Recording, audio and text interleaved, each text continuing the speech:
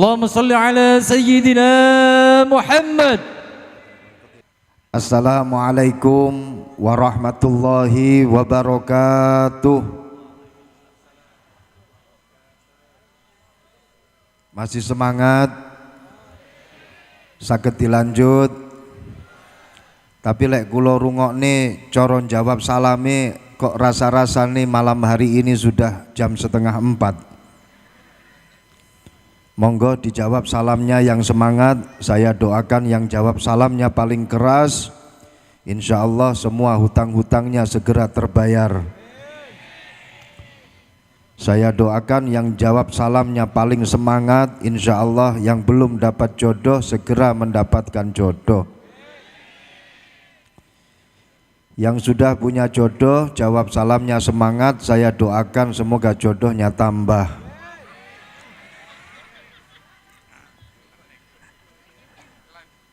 Tambah napa mboten Bu? Bapak-bapak nyuwun tambah.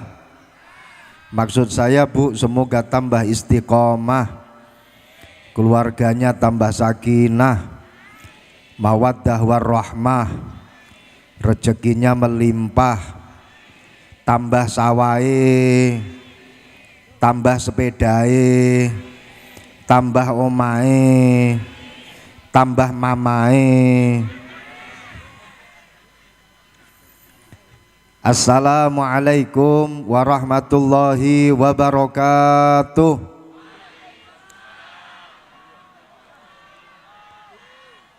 Alhamdulillah sampun sami semangat dalam menjawab salam. Ini berarti yang hadir rata-rata hutangnya lunas.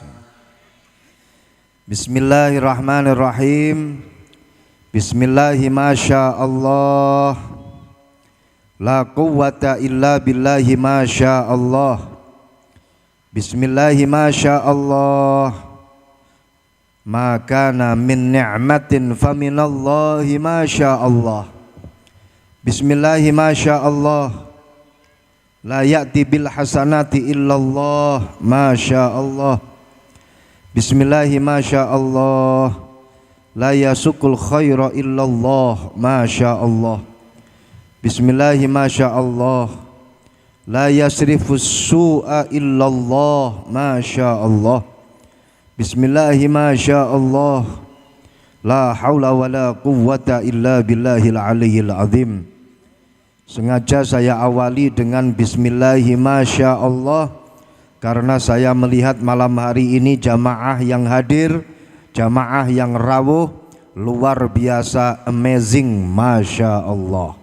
Tepuk tangan untuk panjenengan piyambak. Alhamdulillah wa syukrulillah wassalatu wassalamu ala sayyidina wa maulana Muhammad ibni Abdillah wa ala alihi wa sahbihi wa mawalah. Allahumma syrah li sadri wa yassir li amri wahlul 'uqdatam min lisani yafqahu qawli, amma ba'du.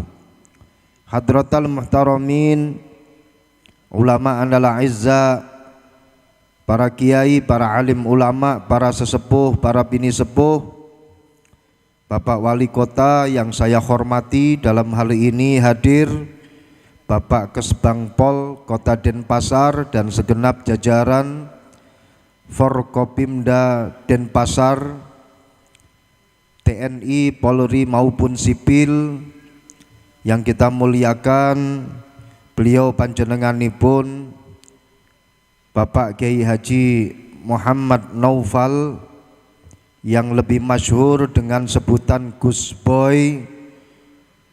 Semoga beliau selalu awet muda, forever young and forever boy. Nama beliau itu double, Gus dan Boy. Gus itu berarti generasi penerus yang masih muda-muda, ini Gus. Selain Gus itu menjadi indikasi bahwa yang sudah disebut Gus itu berarti sudah menikah tapi cuma satu istrinya. Kita doakan semoga istrinya tambah istiqomah. Amin ya robbal alamin. Tak bengal karena beliau sama istri di sini. Yang kedua, beliau disebut dengan boy. Boy itu artinya pemuda. Berarti beliau muda kuadrat. Kita doakan semoga selalu muda sampai umur 80 tetap muda. Amin.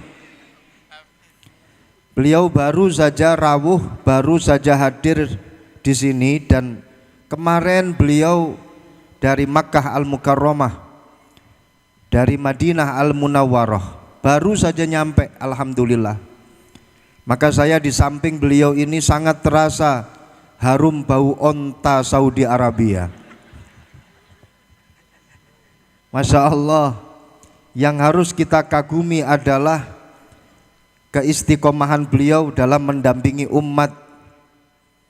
Walaupun toh rasa capek yang saya yakin luar biasa, tapi beliau masih sempat bersama dengan kita.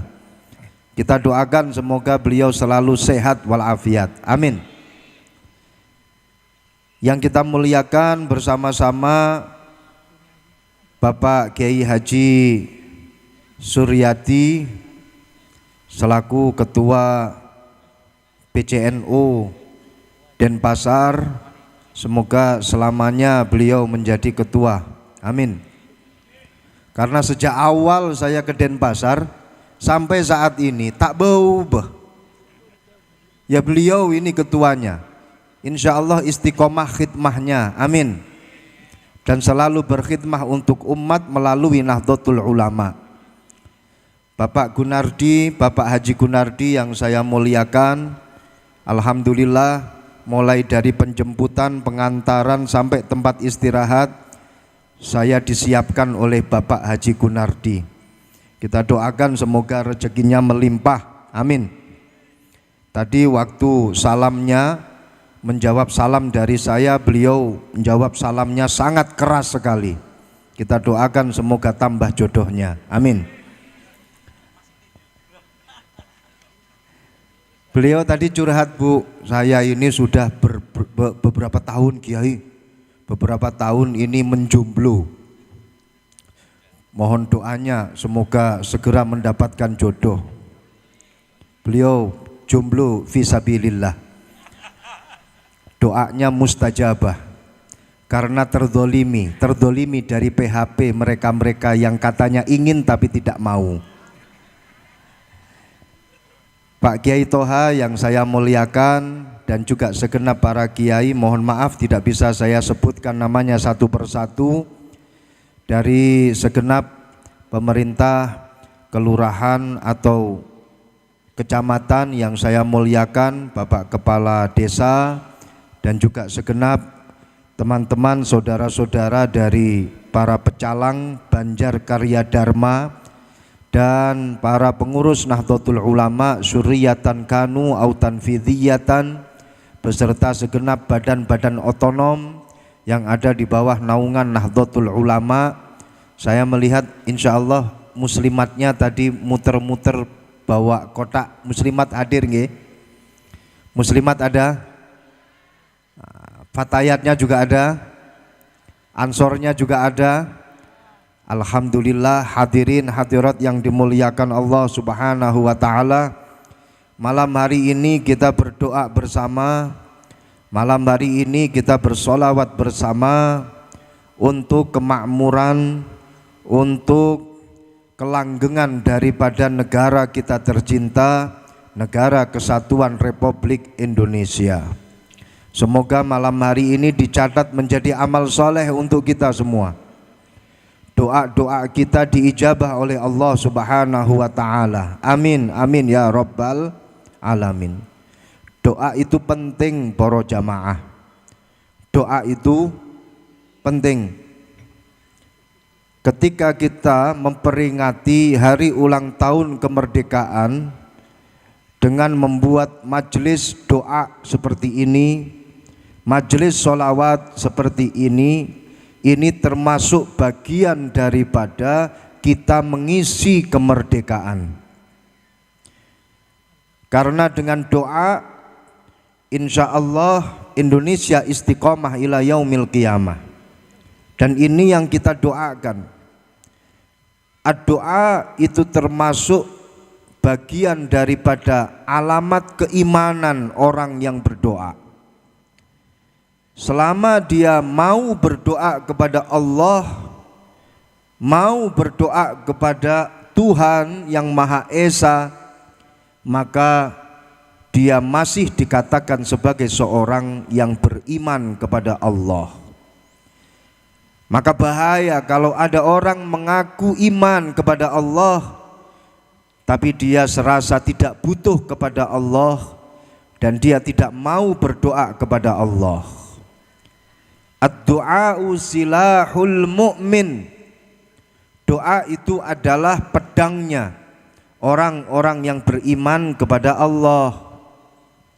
Ad-du'a'u mukhul ibadah. Doa itu adalah inti daripada ibadah. Salat itu secara etimologi atau secara bahasa artinya adalah ad-du'a. Di dalam salat isinya itu penuh dengan doa. Sehingga para ulama mengatakan bahwasannya ad-du'a'u mukhul ibadah. Doa itu adalah inti daripada ibadah. Ketika seorang yang mengaku iman kepada Allah, mengaku percaya kepada Tuhan yang Maha Esa, dan dia tetap berdoa, maka ini menjadi bukti keimanannya tetap menancap di dalam hatinya. Orang kalau berdoa dan dia tetap berdoa, walaupun toh belum mendapatkan ijabah dari apa yang dia minta kepada Allah, tapi dia tetap terus berdoa, ini berarti tandanya dia husnudzon kepada Allah. Husnudzon itu ada dua. Ada husnudzon billah, ada husnudzon biibadillah. Yang pertama apa? Husnudzon billah. Yang kedua husnudzon biibadillah.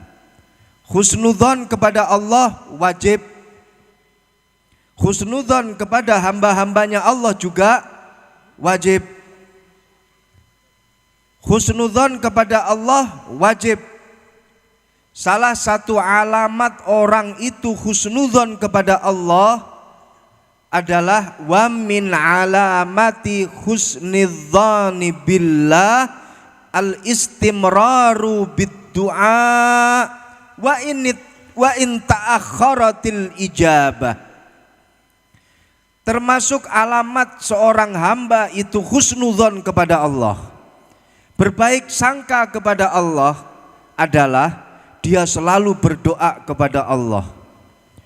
Walaupun toh yang diminta itu belum kunjung datang, walaupun toh dia berdoa kemudian belum mendapatkan ijabah dari Allah, tapi dia tetap berdoa kepada Allah, istimrar, terus menerus berdoa kepada Allah. Maka orang yang seperti ini dikatakan orang yang punya rasa husnudzon kepada Allah. Understand? Ada orang bu, baru 2 kali 3 kali berdoa kepada Allah, kemudian dia sudah mutung. Napa muncaan orang den pasar neka mutung? Mutung itu sudah patah hati, putus asa. Dia nggak mau berdoa lagi. Aku sudah berdoa 3 kali kepada Allah, tapi yang aku minta nggak dikasih-kasih sama Allah. Sudahlah, Allah you and me and sampai di sini. Na'udzubillah min dzalik. Kalau ada orang mutung seperti ini, putus asa seperti ini, dia tidak mau lagi berdoa kepada Allah, walaupun toh ijabah belum turun kepadanya, maka dia bukan termasuk orang yang beriman yang punya sifat husnudzon kepada Allah. Understand? Maka lanjutkan berdoa. walaupun toh ijabah belum kunjung datang, itu tandanya kalian husnudzon kepada Allah. Panjenengan harus percaya dengan kekuatan doa. Kemerdekaan bangsa Indonesia ini pun juga dengan kekuatan doa. Tujuan doa, faidah daripada doa luar biasa. Sampai dikatakan ad-du'a silahul mu'min. Doa senjatanya orang yang mukmin. Ya Allah, la yughayyirul qada'a wal qadar illa du'a. Tidak ada yang mampu merubah qada dan qadarnya Allah kecuali doa. Fahim tum? Allah itu punya qada dan qadar. Allah punya keputusan. Allah punya kepastian. Orang ini hidup di dunia lebih banyak dalam hidupnya menjomblo. Seakan-akan sudah tertulis di Lauhil Mahfuz. Orang ini kelihatannya hidup di dunia jadi orang miskin, tertulis di Lauhil Mahfuz. Orang ini hidup di dunia kelihatannya nasibnya sering di PHP, tapi nggak pernah dia mendapatkan janji-janji yang setia, tertulis di Lauhil Mahfuz. Seakan-akan ini menjadi qada dan qadar. Akan tetapi tidak ada yang mampu merubah ini semuanya kecuali doa. La yughayyirul qada'a wal qadar illa doa. Tidak ada yang mampu merubah ketetapan Allah kecuali doa. Jadi Pak Gun nggak usah khawatir. Walaupun toh berkali-kali ditembak itu orang, dia nggak mau kepada Anda, nggak usah khawatir. Dengan kekuatan doa, insya Allah kau pasti terbuka hatinya, membuka pintu hatinya sehingga bisa menerima cintaku. Amin ya robbal. Nggak usah terus kemudian patah hati dan putus asa. Walaupun toh kau telah menjadi miliknya, padahal aku adalah pengagum dirimu yang setia, tapi yakinlah dengan kekuatan doa kau pasti bisa kembali kepada aku. Maka jangan sampai patah hati sebagai umatnya Rasulullah, hambanya Allah. Kita diberi satu kekuatan yaitu namanya doa. Tapi sekarang yang jadi pertanyaan, kapan ijabah turun dari Allah? Dan doa itu mandih atau tidak mandinya itu karena siapa? Karena yang berdoa atau karena yang didoakan? Pertanyaan. Kalau ada yang bisa jawab dengan betul, akan diberi hadiah oleh Gus Boy.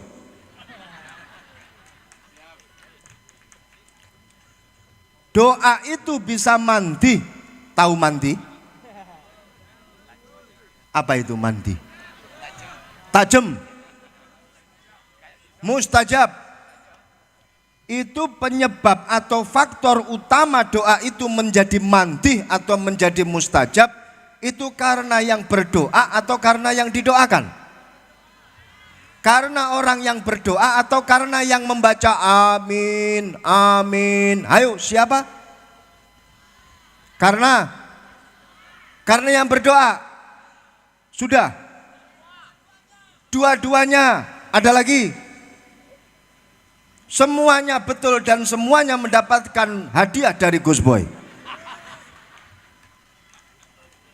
Yang pertama, betul mereka yang menjawab doa itu mustajabah dan cepat mendapatkan ijabah dari Allah karena faktor orang yang berdoa. Dengan keyakinan orang yang berdoa, insya Allah doa akan selalu mendapatkan ijabah dengan cepat dari Allah. Loh, ini ada contohnya. Dulu ketika Sayyidina Umar ibnul Khattab pernah melihat ada seorang laki-laki dilirik sama Sayyidina Umar ibnul Khattab, dia membawa botol minuman keras.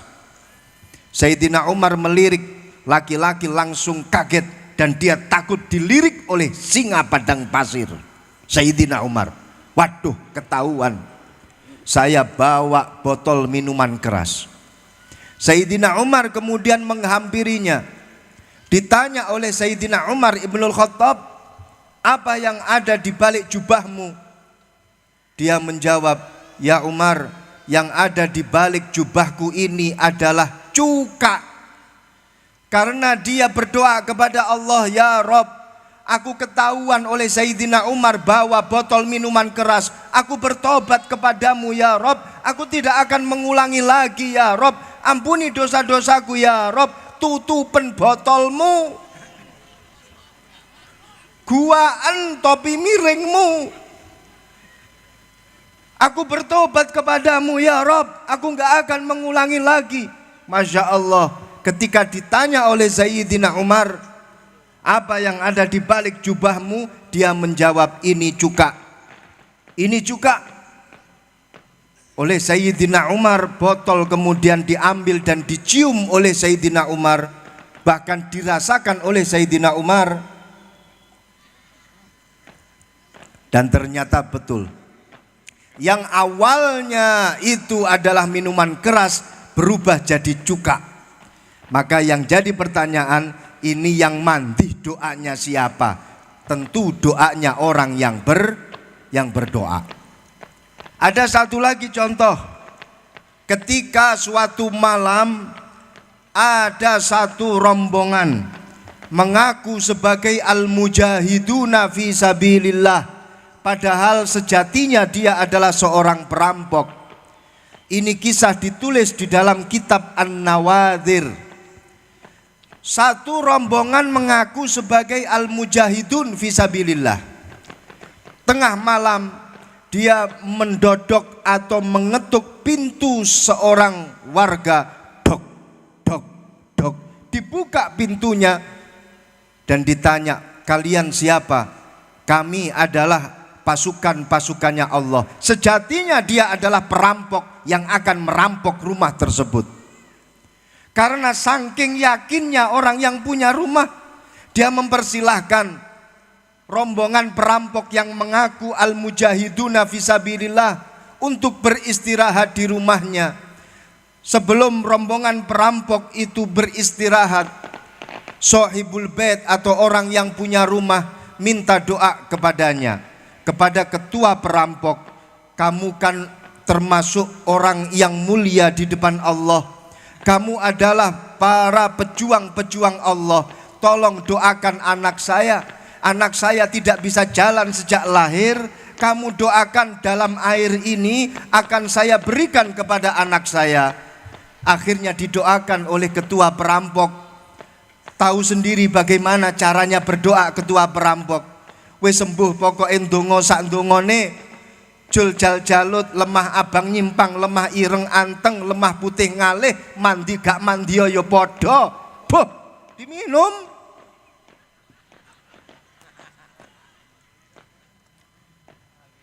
Tengah malam kemudian dia beraksi untuk merampok. Sampai subuh kemudian dia akan keluar kabur dari rumah. Ketika dia mau kabur dari rumah, dia tengok di teras rumah. Anak kecil tadi malam yang masih lumpuh itu sudah bisa berjalan di depan rumah. Subhanallah, dia kemudian balik lagi tanya kepada pemilik rumah, itu anakmu tadi malam masih tidak bisa berjalan, tapi saat ini dia sudah bisa berlari. Apa itu obatnya? Kata pemilik rumah, berkah doa dari panjenengan wahai al-mujahid fisabilillah. Padahal dia sejatinya adalah seorang perampok. Pertanyaannya, ini yang mandi, yang mustajab, ini yang minta doa atau yang berdoa? Yang ngamini. Sehingga yang namanya doa selamat diyakini oleh orang yang berdoa, diyakini oleh orang yang meminta doa, diyakini oleh siapa saja yang berhubungan dengan doa itu.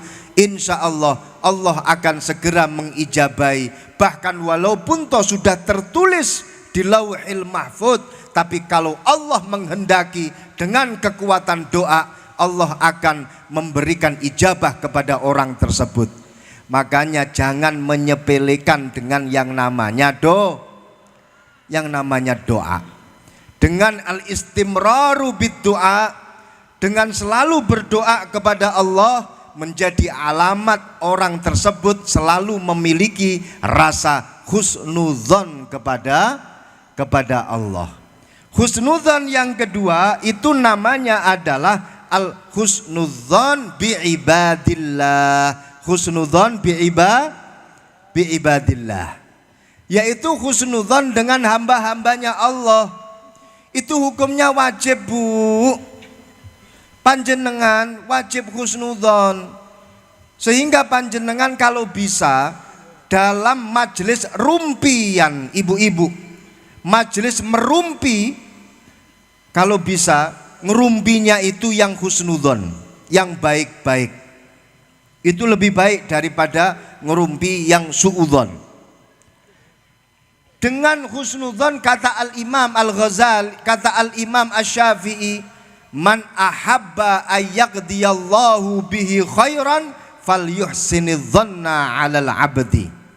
Barang siapa yang ingin mendapatkan kebaikan dari Allah, pengen uripe api, pengen rezekine api, pengen pekerjaane api, pengen keluargane api, maka kuncinya kata Al-Imam Asy-Syafi'i radhiyallahu anhu, kita harus selalu berbaik sangka, husnudzon kepada hamba-hambanya Allah. Insya Allah dengan husnudzon, Bu, panjenengan pinaringan kesaenan, kebaikan untuk kehidupan kalian. Amin ya robbal alamin. Jadi ada dua husnudzon wajib hukumnya, husnudzon billah wa husnudzon biibadillah. Doa ini termasuk salah satu daripada trilogi kehidupan manusia. Ada 3 prinsip yang harus dipegang oleh manusia dalam menjalankan roda kehidupan. Yang pertama adalah al-ikhtiyar. Apa? Al-ikhtiyar. Yang kedua adalah at-tawakkal. Apa? At-tawakkal. Yang ketiga adalah ad-du'a. Al-ikhtiyar hukumnya wajib. Kalau kita menjalankan roda kehidupan, maka wajib yang namanya berusaha. Kalian punya harapan tanpa usaha, mimpi deh lo. Kalian punya cita-cita tapi tanpa usaha, nggak bahaya ta? Bahaya. Kita bukan orang yang memiliki satu prinsip seperti Jabariyah ataupun Qadariyah. Kita ini adalah kaum Nahdliyin yang diajari oleh para ulama-ulama kita untuk selalu berusaha. Allah itu punya qada dan qadar, tapi Allah itu juga menitipkan kekuatan untuk diri kita. Jadi ada 2 pemahaman di dalam mazhab teologi. Yang pertama adalah Jabariyah. Mereka yang mengatakan bahwa manusia itu hidup seperti halnya kapas yang terombang-ambing oleh angin. Dia tidak punya kekuatan. Allah yang memberikan segala sesuatunya. Hidup mati kita itu tergantung Allah. Sukses dan tidaknya itu tergantung Allah. Kita nggak punya kekuatan untuk merubah nasib kita. Itu namanya adalah Jabariyah. Ini dulu pernah ada sejak zamannya Sayyidina Umar Ibnul Khattab. Sayyidina Umar itu pernah akan menghukum orang yang mabok-mabokan di pinggir jalan. Dia mengatakan ketika akan dihukum oleh Sayyidina Umar, wahai Umar, aku seperti ini sudah ditetapkan oleh Allah, maka kamu jangan menghukum saya. Apa jawab Sayyidina Umar? Aku akan menghukum kamu, ini pun juga telah tertulis di Lauhil Mahfud, maka sama-sama tertulis, ayo kita menghukum kamu. Ini namanya Jabariyah, dan itu tidak diperbolehkan dalam kehidupan kita. Understand? Nggak ada ceritanya pasrah, udah nggak ada, kita nggak ada usaha, kita ikut aja oleh arahan Allah, nggak usah kita berusaha. Itu namanya Jabariyah. Ada satu pemahaman namanya adalah Qadariyah. Apa? Qadariyah. Qadariyah itu memiliki satu pemahaman manusia powerful. Dia punya kekuatan untuk merubah semuanya. Dan Allah tidak punya otoritas untuk apa yang kita lakukan. Semuanya tergantung pada kita. Dalilnya la yughayyiru ma biqaumin hatta yughayyiru ma bi anfusihim. Pokoknya Allah itu enggak bisa merubah dari apa yang telah dilakukan oleh umatnya, oleh hambanya. Semuanya tergantung pada hambanya. Allah enggak punya otoritas. Itu namanya Qadariyah. Dan ini juga enggak diperbolehkan. Menafikan kekuatan Allah itu tidak boleh. Kita ini ada di tengah-tengah, bukan Jabariyah dan juga bukan Qadariyah. Kita ini adalah Ahlus Sunnah wal Jamaah, di mana dalam berteologi kita mengikut Al-Imam Abul Hasan Al-Asy'ari atau wal Imam Abu Mansur Al-Maturidi. Dua-duanya menjadi imam teologi kita. Imam Abul Hasan Al-Asy'ari, beliau sebenarnya adalah murid daripada Al-Imam Abu Ali Al-Jubba'i. Imam Abu Ali Al-Jubba'i ini adalah murid daripada Al-Imam Abu Hashim Al-Jubba'i. Abu Hashim Al-Jubba'i ini adalah murid daripada Al-Imam Abul Hudzail Al-Allaf. Dan beliau adalah murid daripada Al-Imam Ibrahim An-Nazzam. Imam Ibrahim An-Nazzam ini adalah murid daripada Al-Imam Amr ibn Ubaid. Al-Imam Amr ibn Ubaid ini adalah murid daripada Wasil ibn Atha. Wasil ibn Atha ini adalah penggagas daripada Mu'tazilah. Dia sendiri adalah murid daripada Al-Imam Hasan Al-Basri dan juga murid daripada Al-Imam Muhammad Al-Hanafiyah ibn Ali karamallahu wajhah.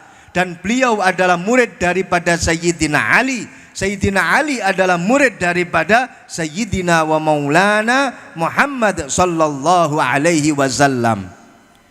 Kita ini mengikut Al-Imam Abul Hasan Al-Asy'ari atau Al-Imam Abu Mansur Al-Maturidi, yang mana kata Al-Imam Al-Ghazali, kalau disebut Ahlus Sunnah wal Jamaah itu berarti adalah Al-Asy'ariyah, yaitu mereka-mereka yang mengikut kepada mazhabnya Al-Imam Abul Hasan Al-Asy'ari. Imam Abul Hasan Al-Asy'ari dulu ini adalah beliau termasuk kader yang akan meneruskan Mu'tazilah. Abul Hasan Al-Asy'ari ini adalah anak angkat daripada Al-Imam Abu Ali Al-Jubba'i. Abu Ali Al-Jubba'i ini adalah pembesar Mu'tazilah. Mu'tazilah ini adalah satu gagasan yang dicetuskan oleh yang namanya Wasil ibn Atha. Wasil ibn Atha ini adalah orang yang keluar dari gurunya, yaitu Al-Imam Hasan Al-Basri. Wasil bin Atha pernah bertanya kepada Hasan Al-Basri, "Wahai guruku Al-Imam Hasan Al-Basri, bagaimana nasibnya orang yang beriman kepada Allah tapi dia setiap harinya melakukan dosa besar, tapi dia masih tetap iman kepada Allah? Ini orang seperti ini kelak nanti di akhirat ini bagaimana nasibnya?" Sebelum Imam Hasan Al-Basri itu menjawab, Wasil ibn Atha sudah langsung mengatakan, "Aku punya jawaban sendiri. Jawaban saya adalah orang yang seperti ini, yang zilu bainal mangzilatain, yang zilu bainal jannati wan nar." Dia orang yang seperti ini, yakni orang yang beriman kepada Allah tapi dia selalu berbuat dosa besar, maka kelak di akhirat dia akan berada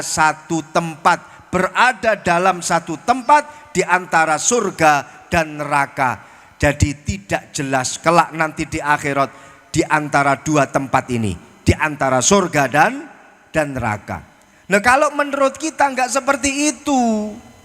Kalau menurut kita sesuai dengan apa yang didawuhkan oleh Al-Imam Hasan Al-Basri, orang beriman kepada Allah tapi dia selalu berbuat dosa-dosa besar, maka kelak di akhirat nanti dia akan masuk ke dalam nerakanya Allah biqudratillah, sampai nanti bersih dihukum di nerakanya Allah.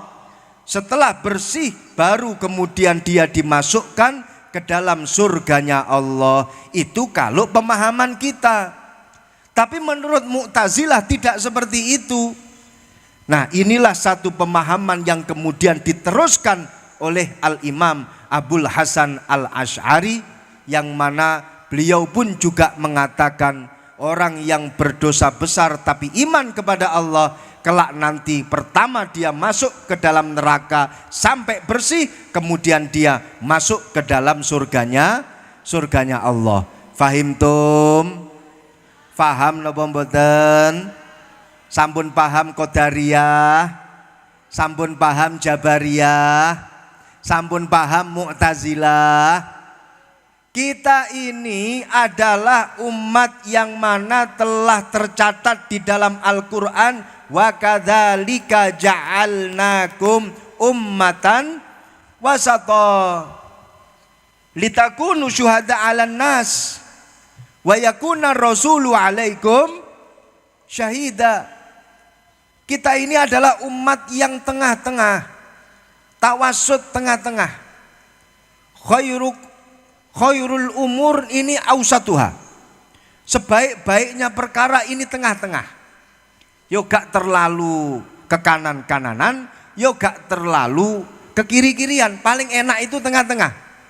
Kalau kata Gus Boy ini ni'mal umur ausatuha. Kalau saya khairul umur ausatuha. Apa bedanya? Kalau khairul umur ausatuha, sebaik-baiknya perkara itu tengah-tengah. Tapi kalau kata Gus Boy ni'mal umur ausatuha, paling enak-enaknya perkara itu yang tengah-tengah. Beda toh? Beda. Lah kita ini dijadikan oleh Allah niki wa kadzalika ja'alnakum ummatan wasata. Kita ini jadi umat yang tengah-tengah. Bukan ekstremis kanan dan juga bukan ekstremis kiri. Siapakah ekstremis kanan? Ekstremis kanan mereka adalah yang hanya berpegangan dengan teks, tekstual. Dan mereka nyuwun sewu, gampang sekali dalam mengafirkan teman-temannya, saudara-saudaranya. Enggak sama dengan dirinya kafir, berbeda dengan dirinya bid'ah, berbeda dengan dirinya musyrik. Seperti ini banyak napa mboten? Banyak napa mboten? Beda dengan dirinya neraka.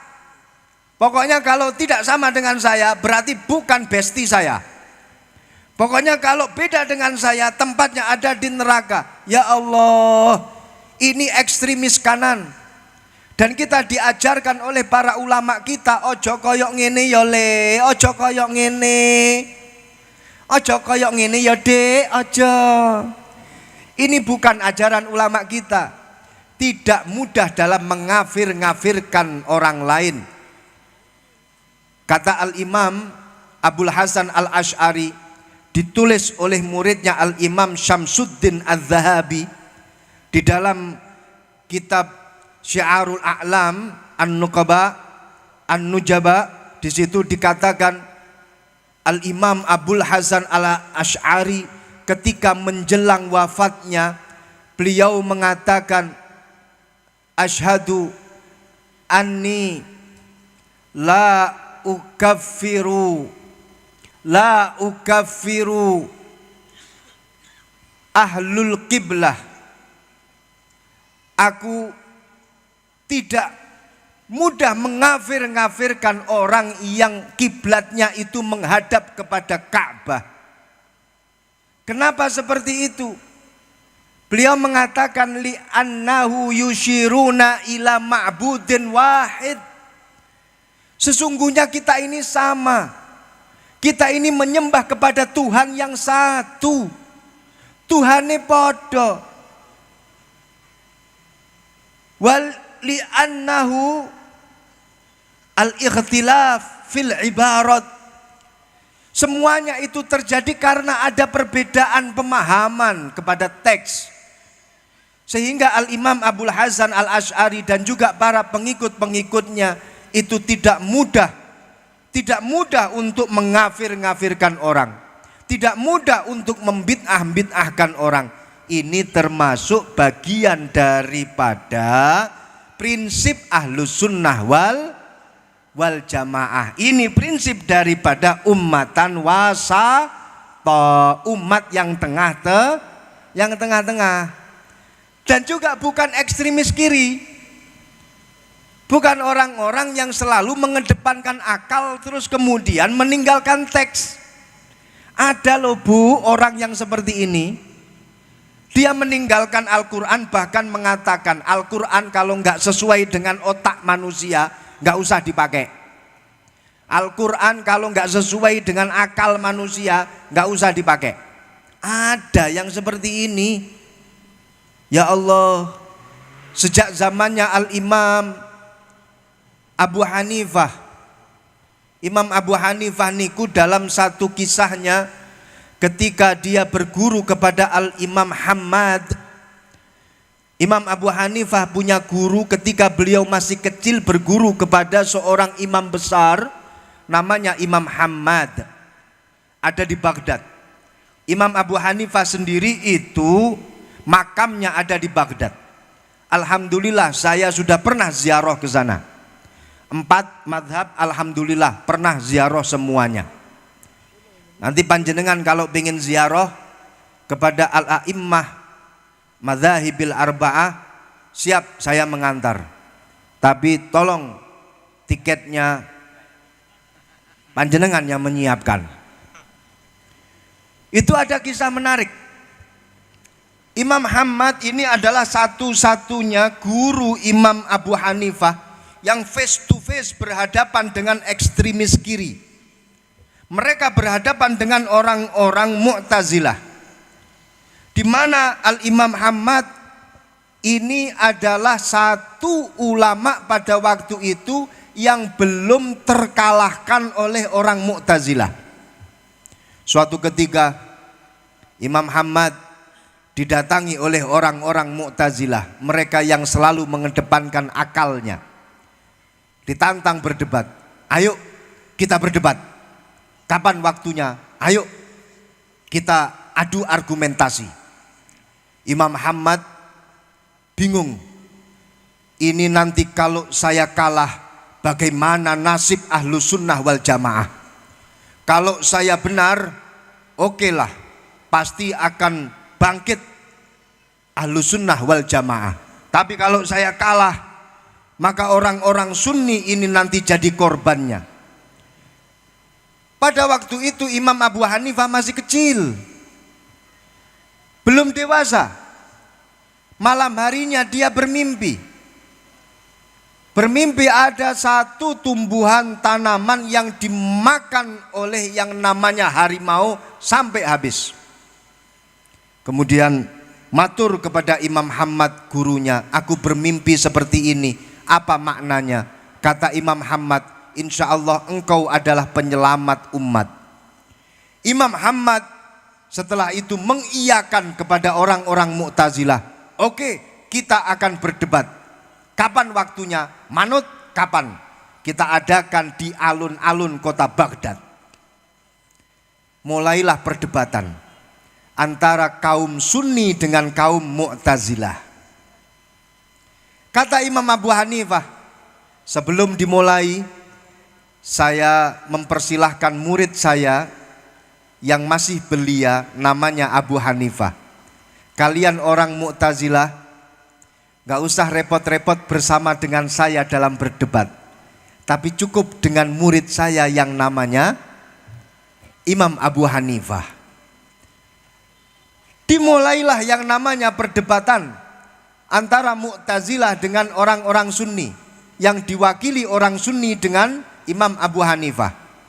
Siapa yang mau tanya terlebih dahulu? Silahkan. Mu'tazilah kasih pertanyaan terlebih dahulu. Katanya akidahnya orang-orang Sunni, Allah itu adalah zat yang tidak ada awal, tidak ada akhir. Allah itu adalah zat yang tidak ada start dan tidak ada finishnya. Maka ini rasionalisasinya bagaimana?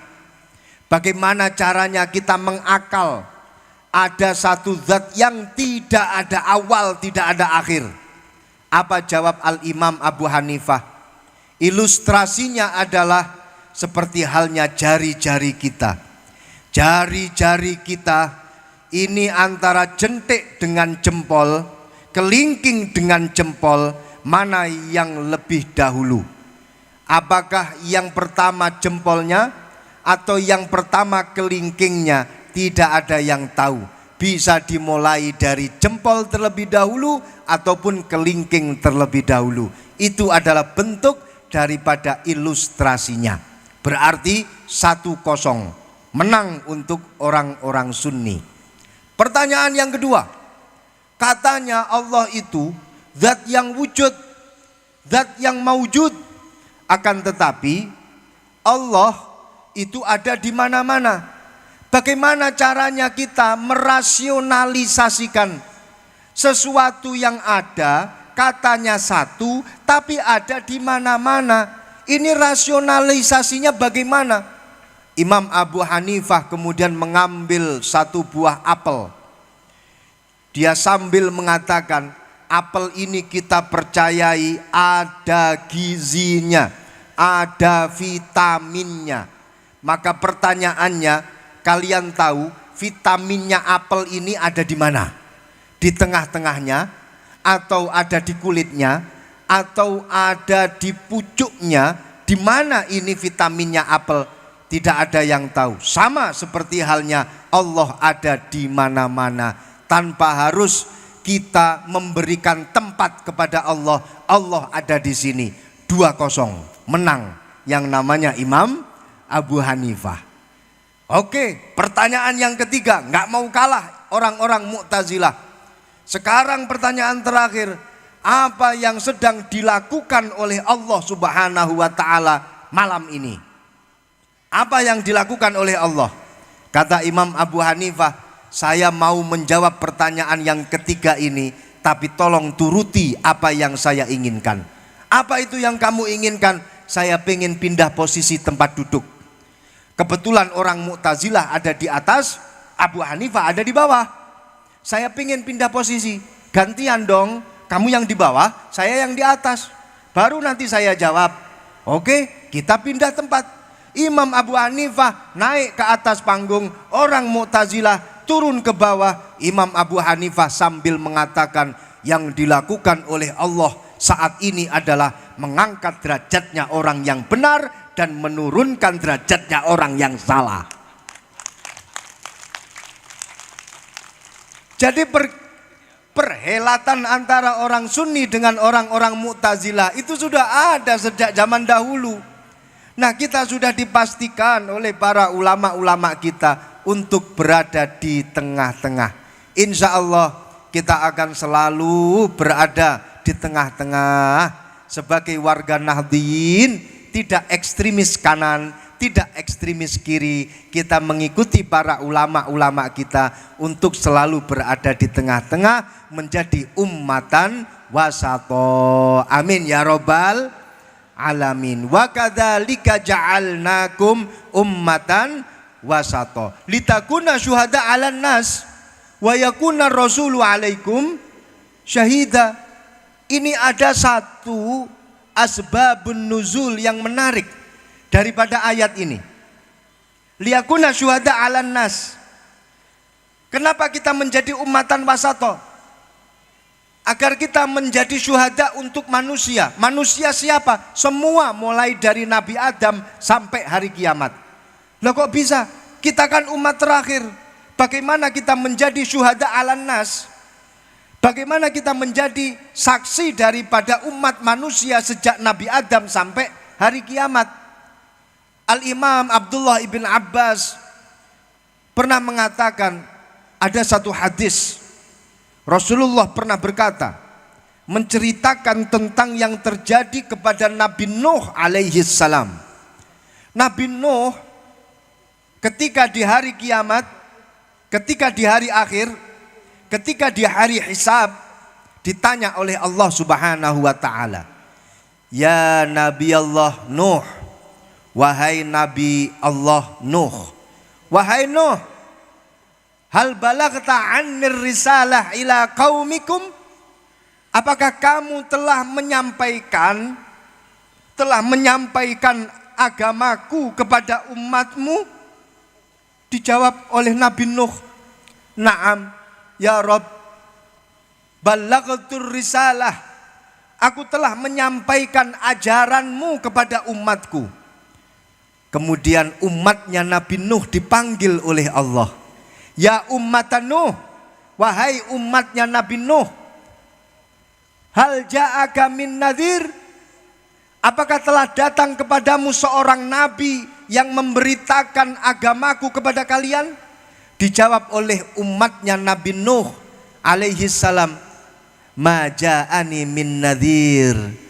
Tidak datang kepadaku seorang nabi satu pun ya Rob, tidak datang kepadaku seorang nabi.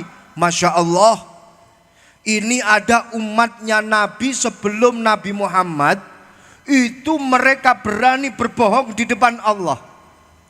Umatnya Nabi Nuh berani berbohong di depan Allah, mengatakan bahwasannya tidak ada nabi yang datang kepada kami yang mendakwahkan tentang ajaranmu ya Rob. Ketika mereka terpepet akan masuk ke dalam neraka, mereka berani berbohong kepada Allah. Nabi Nuh kemudian ditanya oleh Allah, ya Nuh, kamu punya saksi enggak? Kamu punya saksi enggak? Kalau kamu telah menyampaikan ajaranku kepada umatmu. Dijawab oleh Nabi Nuh, na'am ya Rob, enggih ya Rob, aku punya saksi. Siapa saksimu? Saksiku adalah umat Muhammad sallallahu alaihi wasallam.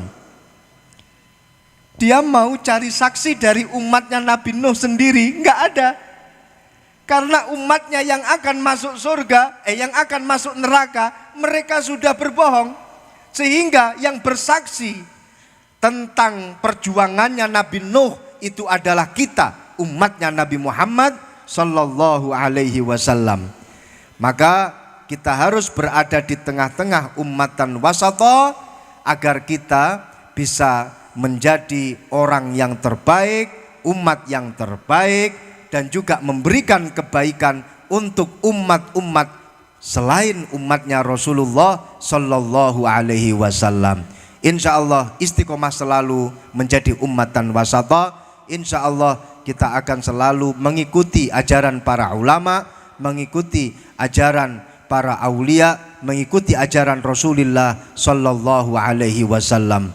Allahumma ja'alna minas salihin waj'alna minadz dzakirin waj'alna minat tawwabin waj'alna ya Rabb minal mustaqimin waj'alna ya Rabb waj'alna ya Rabb min ummati nabiyyina Muhammad sallallahu alaihi wasallam ila yaumil qiyamah. Hadza du'auna ya Rabb kama amartana istajib lana du'aana kama istajabta du'a sayyidina Muhammad sallallahu alaihi wasallam. Rabbana hab lana min azwajina wa dzurriyyatina qurrata a'yun waj'alna lil muttaqina imama. Rabbana atina fid dunya hasanah wa fil akhirati hasanah wa qina adzabannar. Wa sallallahu ala sayyidina Muhammad wa ala alihi wa sahbihi wa sallam. Walhamdulillahi rabbil alamin. Wal afu minkum. Assalamualaikum warahmatullahi wabarakatuh.